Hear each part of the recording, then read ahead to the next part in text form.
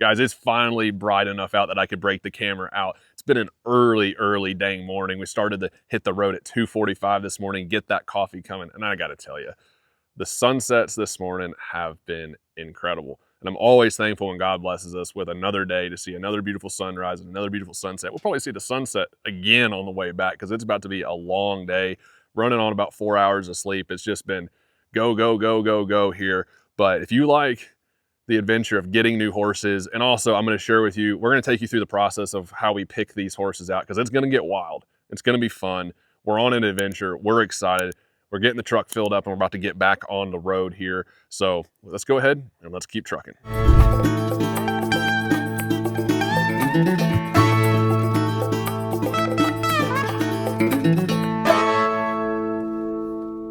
So we just got here to the facility and I'm not quite going to tell you exactly where we're at and exactly what we're up to, but what I can tell you is that we're in Kansas and we've got to go in here. We've got to get checked in. I'm sure we've got some paperwork that we have to fill out and then we're going to go check out some horses.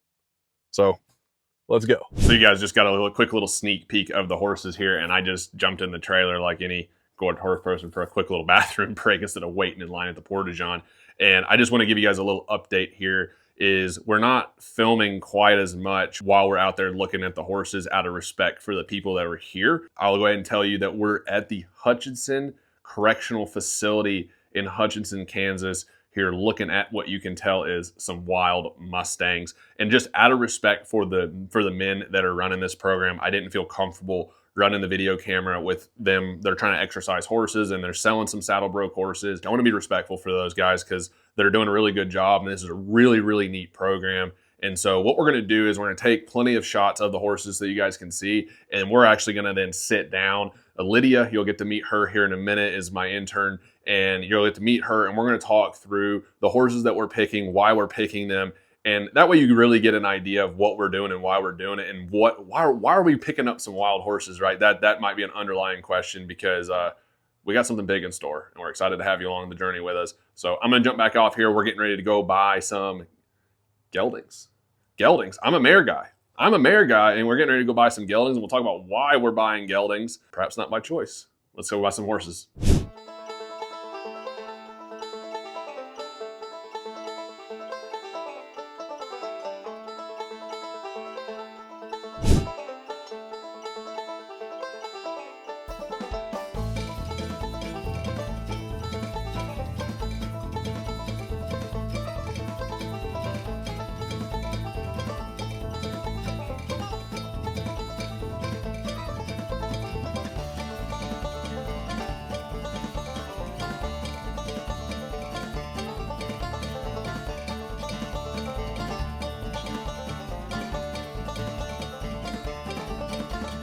All right, y'all, we're back at the ranch. We've got the horses unloaded, and we're getting ready to talk through and share with you which horses we picked, why we picked them, and take you through all that. And that's why we're sitting down now, and we've got all the horses' paperwork, and I know she's sitting here next to me, and I hadn't said anything, right? I'm going to introduce you to Lydia, and please pronounce your last name.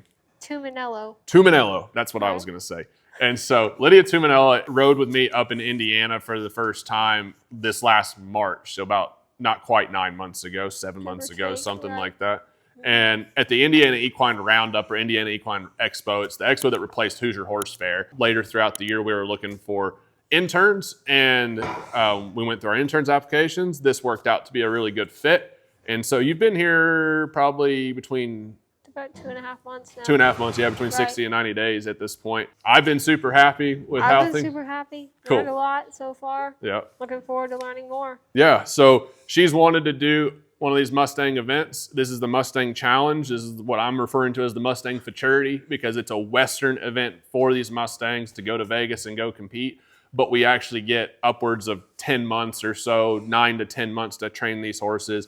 And Lydia's here to develop her skills, develop her knowledge with us, and to have 9 or 10 months as opposed to your typical Mustang makeover of having 100 days. 100 to 120 days. Right. So the cool thing with this is like I wanted to help her get this experience but also have the time to not feel like you're under this pressure cooker effect, which is what happens in those Mustang makeovers because you only got 90, 100, 120 days to train those horses. Now we got 9 months. right? So there's a lot more time to train, but there's a lot more time for things to go wrong. Right. Right? Because we picked an alternate, right? We'll talk about that here in a second.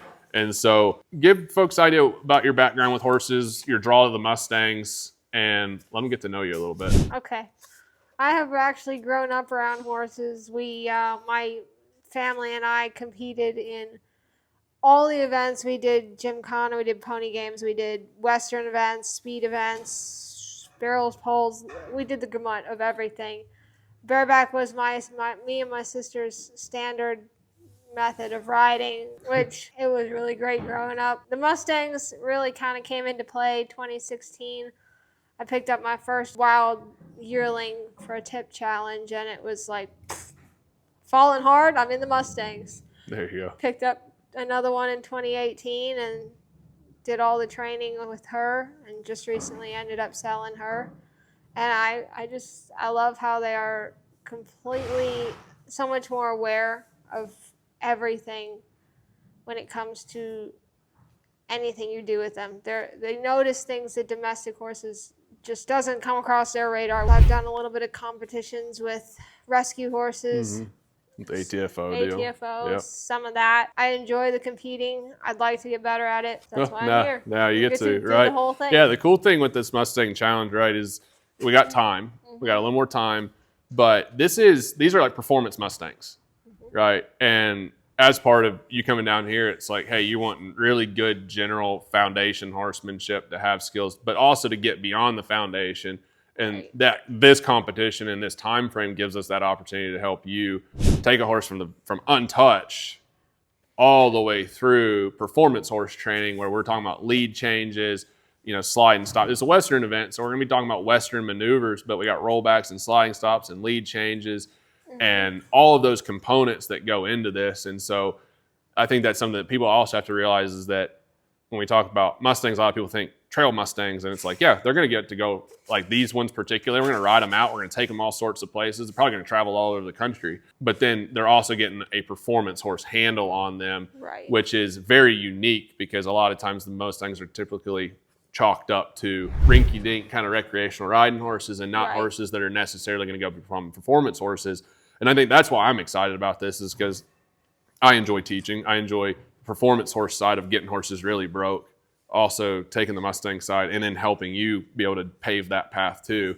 So we got a kind of a triple threat, right? We get to take these horses, we get to go compete, get something to challenge us, and then also the education piece. And we're going to be sharing that with you guys as well. So let's see. I want to start with a particular horse and to introduce you guys through. So the first horse that I want to introduce you guys to was the very first horse that caught both of our eye when we were going through the pen. And now we're taking you through basically exactly the order that we picked these horses in, right? Because we stood out there for probably hour and a half or so before they actually got to doing the auction. We probably had about an hour and a half to watch horses. And it was a little tricky because we never got to see these horses move.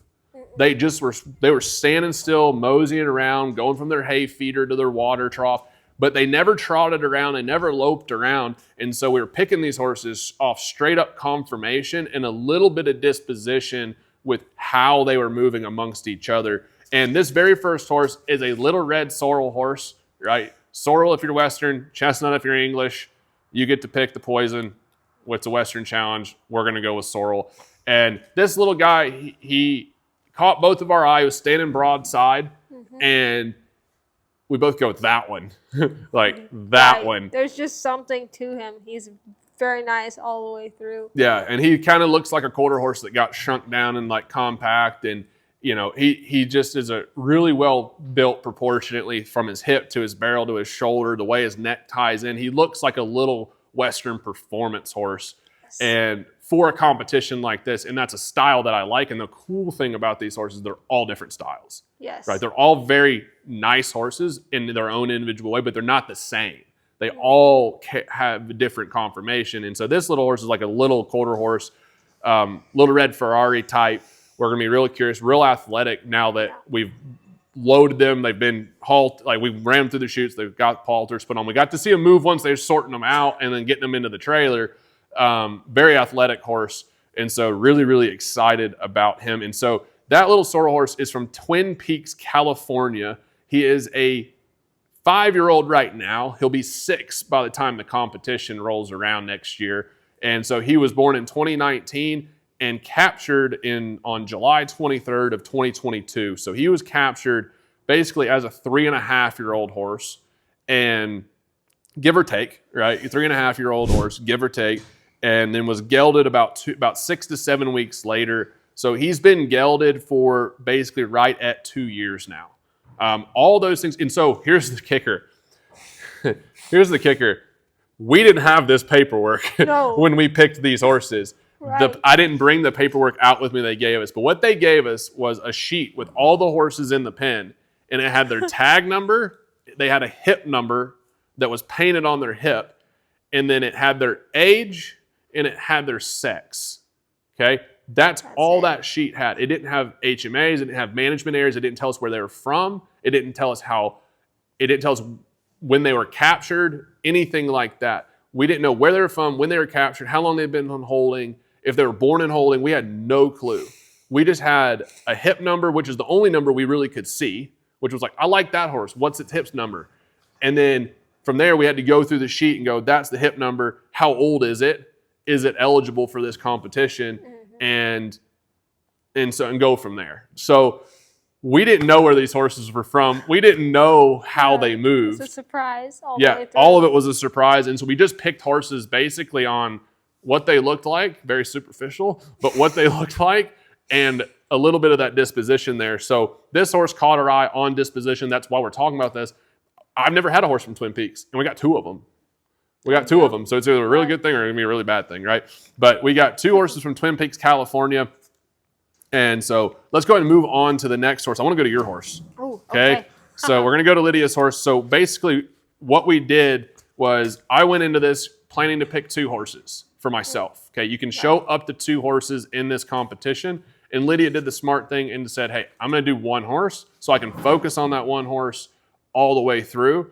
And so she got there. You found your horse. I did find my horse. Found your pony. Uh-huh. Let's be honest. All right. So here's his paper. Do you want to look at it? Or do you know all of it? She's already memorized all of it. No, right? not all of it. All right. So introduce him to your horse, where he's from, and I can show you if you don't want to know when he's captured, all that sort of stuff. I may need that. I have some of it. And just give him a little introduction to your guy. Shorty Morty. Shorty Morty. He doesn't have a name yet, but we have a couple of options on the table. He is from Little Colorado, Wyoming HMA. He is 4 right now and will be 5 by the time the competition rolls around.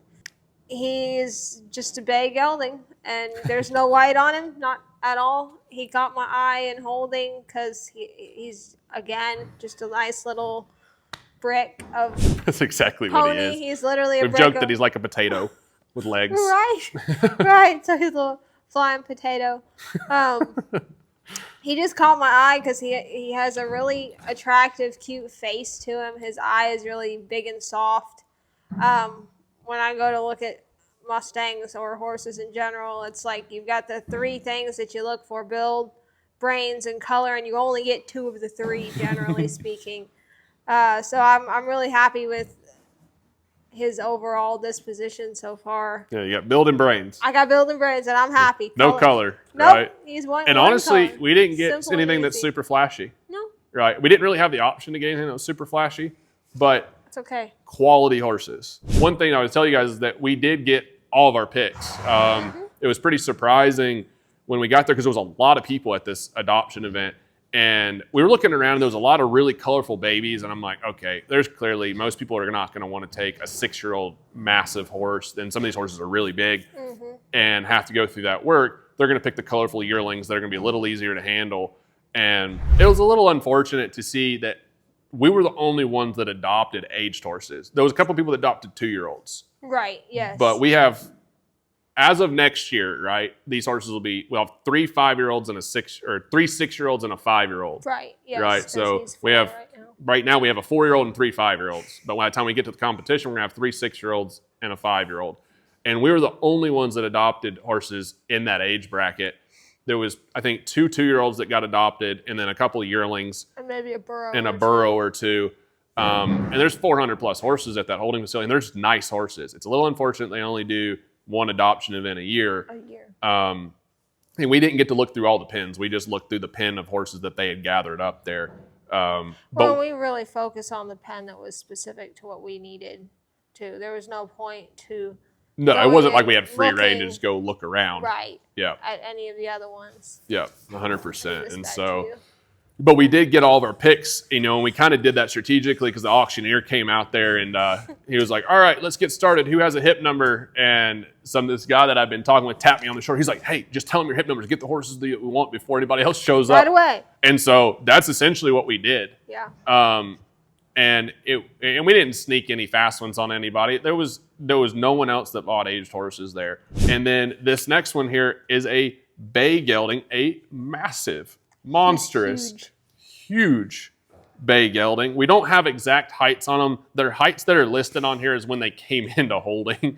And so this horse is a 5-year-old now. He'll be 6 by the time we get to the competition. He was rounded up as a 2-year-old, as a really long 2-year-old. Based on the information we've got here, and was gelded about 2 months later, right? So he was gelded really late into his 2-year-old year, and it's funny because they have him marked as 14-2 as a long 2-year-old. This horse is easily 15. Oh, he's every bit more. of 15 hands, and I mean, he's thick in every direction. He's massive boned. He really reminds me of a very heavy-built, soggy ranch horse, right? He's a cross between, he's got really tall, he's got a nice tall build like a thoroughbred would have with the ranch horse body on him. He's just like they don't make excursions anymore, right? And they don't really make horses like this anymore. I mean, he is a tank of a horse. And he was one, and I'll tell you guys this, just to be fully transparent. We watched him go around. He had a little twin brother that seemed to be floating around with him.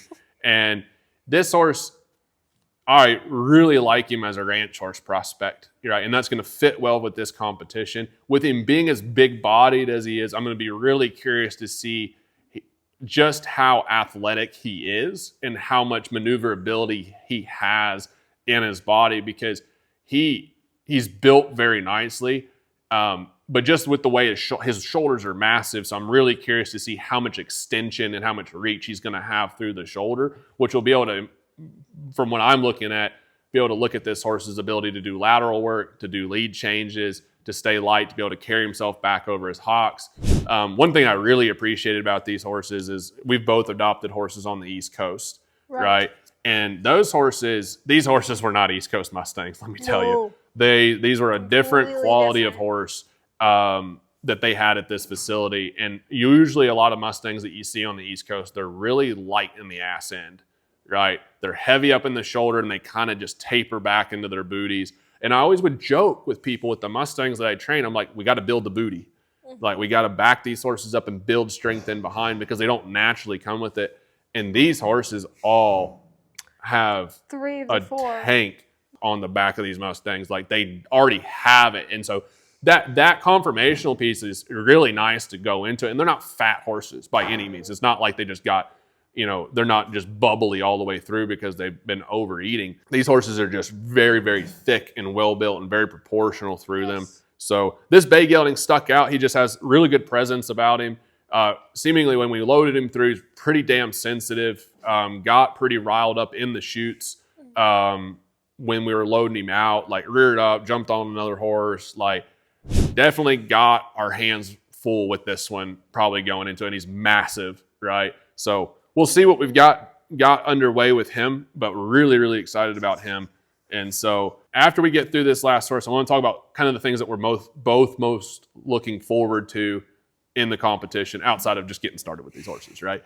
And so we went into it. I was going to pick 2 horses. She was going to pick 1. That was the agreement. And as we were standing there, I'm like, hey, we can adopt up to 4, right? We have the ability to get up to 4. And why would we do up to 4? Well, we have like basically 9 months or so, probably more than that, to train these horses, right? We got actually, 9 months. It's about 8 months, 8 or 9 months. Right between 8 and 9 months to train these horses. The reality of the fact is that a lot can happen with these horses. One of them could get hurt. They could get sick, right? And I'm not saying they get massively hurt, but they might pop an abscess, right? Something simple. They get a stone bruise, right? And let's say that happens 2 weeks before the competition, right? And we're questioning if the horse is going to be able to go compete. Right. And we've got 9 months of training wrapped up in one of these horses. And it's a lot. It's going to be a lot of money that gets wrapped up in really educating, training, and caring for these horses for that amount of time to get them to that level of a competition. And so Lydia and I were having the conversation of it would be a good idea if we had an alternate in case one of the horses wasn't able to show. Okay. I'm a little diversified with having 2 horses, but if I've done several of these events in the past, and for me, I want to go show 2 horses. Okay. I would just want to increase my odds of being able to compete and be successful. But the thought for her is like, your eggs are in one basket. All of them. All of your eggs are in one basket. And there's a benefit to that because you get to focus on one horse, right? You get to focus on learning, training, educating, caring for that individual horse through the process, and you don't get to be stretched thin, right? But if something happens to that horse, it'd be a hell of a thing not to be able to go show. So we picked up the alternate as an insurance policy, essentially, so that way if something does happen, we have a second horse to go show, right? And also here's the reality of it. Some of these horses may not check out. They may not be a good horse to go show at all. And we might hey, that horse doesn't have the brain to go show at this type of environment. They're going to be a great horse for somebody elsewhere, but that horse isn't going to be a good show horse for this. Then we've got choices, okay? Now, here's just the reality of it. We could get down to the bitter end of going to go show, and I've got the 2 that I'm going to go show, and Lydia's like, I'll show the other one, right? And you might, you might feel, and so there's the ability for that to be a possibility, because we can show up to 2 horses. Not that that's the plan, but I'm kind of just laying out the options of what's possible.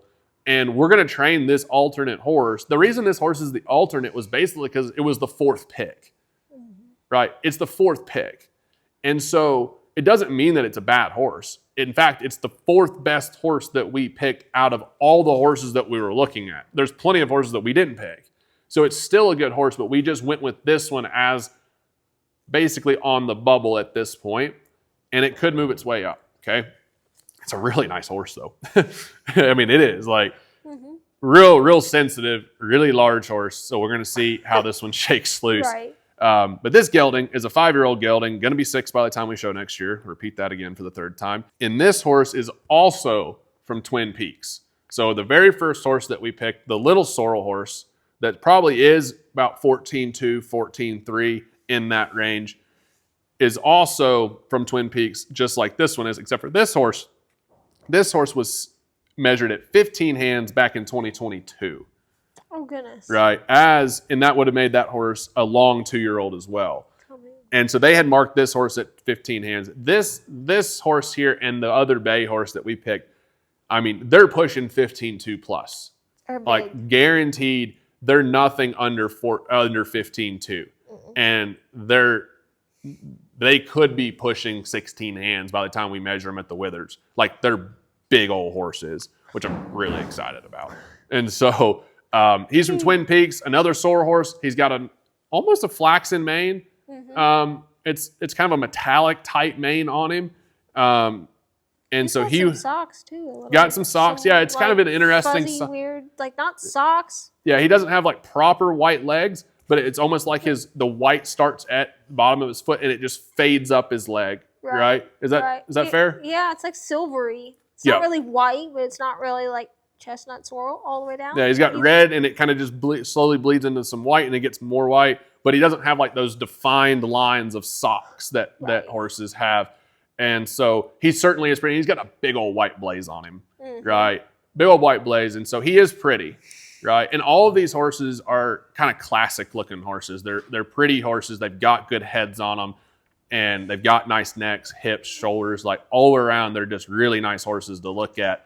And this horse probably is the flashiest in his own way of them with the amount of white that he has on him. Big old white blaze, kind of chromy type legs on him. Metallic mane. He moves flashier than the other ones. Yeah, he does move very flashy. We watched him move and we're like, that could be a really nice dressage horse, which could kick us into the Lexington, Kentucky Classic challenge potentially with a horse like that. And in the way he's built, this might make sense to a couple of you guys, is that he reminds me twofold of one, what could be like a racing quarter horse.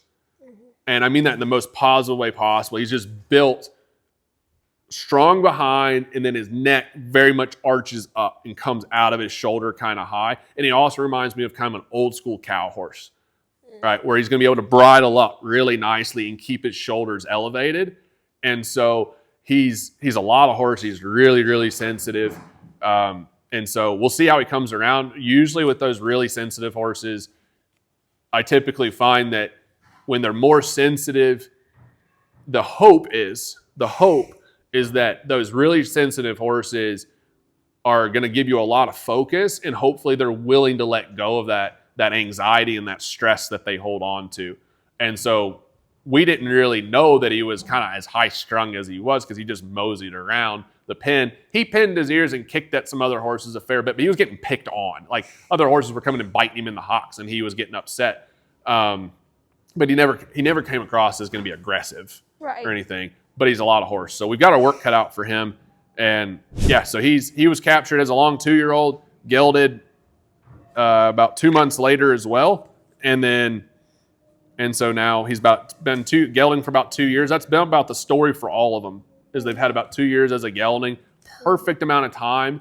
The old school cowboy or horseman's mindset, right, is that they need like a month for every year of age that they were a stud sometimes for them to start to taper down. But the fact that now these horses have been geldings for almost as long, not quite as long, right, but almost as long as they were studs.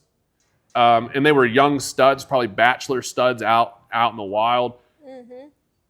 They probably did breed some mares or tried to breed some mares. But they've had 2 years to be a gelding, to eat some hay and hang out, is a real good deal, right? I hope that we don't run into any study type mentalities with them. Right. And I've never done geldings. Didn't really tell you guys this. Same. I've never competed with a Mustang gelding or really worked with Mustang I've gelding. done 3 events, and they've all been mares. Yeah. And most of the horses that we've adopted outside of that have been mares. We've done a couple geldings, but most of them have been mares. I love mares. I'm a mare guy through and through. Same. Geldings always sell better. I did mention that we're going to be offering these horses for sale, so that there's opportunities for people to become owners of these horses throughout the process. So if you want to be a part of the process and you would like to potentially own one of these horses, then you can buy one of these horses before we finish the competition. And we have all that kind of structured out to where if you're interested in that, you can reach out to us. And Lydia's horse is going to be for sale. The 3 horses that are kind of on my ticket are going to be for sale. And the main agreement is that those horses stay with us through the competition. And then at that, you have a really nice horse to take home that has a really in-depth education. It's been hauled. It has a performance handle on it. A horse that you can, it's going to be these horses we expect to be dream horses. And if at any point we feel like the horse isn't going to be suitable for competition, like any performance horse program will say, hey, this is where the horse is at in the education. We don't think it's going to make the competition. You're welcome to take it home, or let us finish a certain phase of that horse's education, so that way you and your horse are set up for success. And so we're really excited to find these horses homes, and I get kind of chills talking about that, because everyone's like, how do you sell so many horses? And we don't sell a ton of horses, but when we go to sell horses, I love watching other people go be successful with those horses. And so that's the thing I get most excited about, is putting so much time into these horses, and then watching literally someone's dreams come true of being able to go trail ride through the mountains, or go do a Liberty horse event, or go do a ranch horse class, and just the things that can be possible. And so that's our priority, is to set these horses up for success for the rest of their lives. And so that's one thing that I'm excited about, which kind of segues us to the last part of the video. I'm going to ask you this, which is, what is the top 1 or 2 things that you're most excited about in going into this competition and this overall experience of being able to train a Mustang for this deal? Oh no. I'm most excited for just going through the process with guidance. Like, it's not going to be this whole figure it out on your own, which has been my standard quo leading up to this. It's just been like, okay, jump in and best of luck to you. I actually have guidance as to like, okay, this is where we should be. This is what we need to do. And this is looking good. We need to work on the overall whatever. I'm really excited to get back in the show side of things a little yeah. bit. Yeah. Yeah. And the show side of things is great because like I got a pretty bitter taste in my mouth about the show world at one point, having worked for some performance horse trainers. And if you are one of those people that have gone through that, like the Mustang community is one of the best places to go to be able to go show in a really fun environment. Now it's competitive. There's many of us that we're there to win. We want to win, right? But we'll all, like, everyone's there willing to help. Like amidst the competition, you want to see each other be successful. And it's a very much a community deal at those events where, I mean, we were at one competition, literally someone left their bridle at home, like the main bridle that they trained their horse in. They're like, I left it at home. I completely forgot. And someone's like, had the same bit, similar setup. And they're like, here, take mine. And they gave that to him. It was at a Kentucky makeover event that I was at. And it's like, man, you go to some of these, like the reiners or the cutters, and you're like, they'd be like, ha, screw you. Like, right. And I hate this, I hate to kind of downplay some of that, but it's just the truth, right? Whereas the rein cow horse world is way more open and way more receptive as a community to be helping each other. And the Mustang community is very much that way. So it's a fun way to get back into showing. Right. In an environment where, you want to go win. You want to go do as good as you possibly can do. Right. We're not doing this to come in second place, by the way. Unfortunately, we have 4 horses, and one of them has to come in second, but we're definitely doing it. The goal is we're winning. Top. Yeah, top 3, top 4 on all 4 horses, right? Yes, that's what we're like going into it, and I say that kind of tongue in cheek and laughing, but we are like competing. Okay. Top 10, top 5, top 3. My goals. Yeah, there we go. There you go. Top 3, right? I'm definitely setting out to go 1, 2, right? Like I have no less expectation, and the competition's not won at the competition, right? It's won at home. Then you have to mitigate the amount of mistakes that you make when you're there. And so, the preparation, the training, and everything that we do with these horses, right? My mindset is, I got to set this horse up for the rest of its life, but I've also got to set this horse up for success at the competition. And that means that we've got to do everything we possibly can over the next 9 months or so to do the prep work, because we're not going to win it at the show, right? We're going to win it in the prep work to get there. And so as far as the thing I'm most excited about with this deal is having done 3 of the shorter makeovers, I'm really excited to see this process unfold with multiple horses. I've got 3 horses to train to take through this deal. And to see the differences in these horses, very much you're getting to see the exact framework that we use to train horses, but we got all different types. So that's going to be really fun. But I'm really, really, really excited to be able to approach this way more as a futurity event. And I say that because it's not just about what can we get done in the next 120 days. And I think that those horses that go through those 120-day competitions, if they're educated properly, they are very well educated for 120. Because it's not just about the number of days, it's about the amount of time that you put in on them, right? And so here we have we're not slowing down any bit. Like, we're moving just as quickly as I'd want to be moving for a 120-day competition so that we can get these horses domesticated. They're still, obviously they're outside, right, in the round pens, eating hay and that sort of thing, but they're going to come in, move into the barn, and they're going to be able to have that show horse lifestyle. They're still going to get turnout and all that sort of stuff, right? There's still going to be allowed to be horses, but we get to move as quickly as we possibly can with these horses, but also have more time to train them like a true performance horse and not have to make it this cramped competition where we're just trying to get as much as we possibly can get done. Because the fact of the matter is you have to do that in those shorter competitions because the competition is also doing those things. Like you have to beat your competition, and people are getting more done in less time. And my thing is I'm not the most talented guy out there, and I don't have the most experience, so I just got to put more time in. And that's what we're doing, right? That's what we're going to continue to do is we're still going to have to go compete against people that are more experienced than us. Oh, yeah. That have been riding for longer, that have been riding nicer horses than us. For sure. And the way we get to beat them is to put the work in, because it's like hard work beats talent when talent doesn't go to work. And that's the whole goal here. So I'm excited to see how this process unfolds. And guys, what we're going to be doing here is about on every week or every 2 weeks, we're going to be sharing with you guys an update here on YouTube of how the Mustangs are coming along. But some of you guys may be going like, I want to watch the whole process. I want to see how these horses are for first touches. How do you get them caught for the first time, teaching them groundwork, saddling, the whole process, right?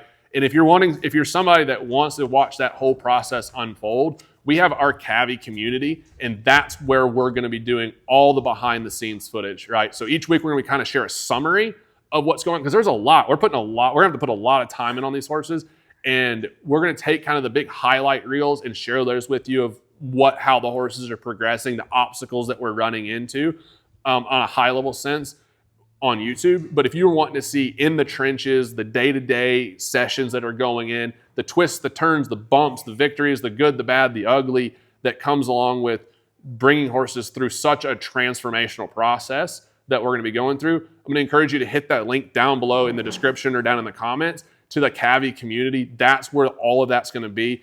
You've got an amazing community. You're going to get access to also all of my training content, right? So if you're wanting to develop a deeper partnership, more reliable skills with your horses, you're going to get access to all that stuff too. But I know that you might be interested in that, to see the behind the scenes footage of Lydia working with her horse.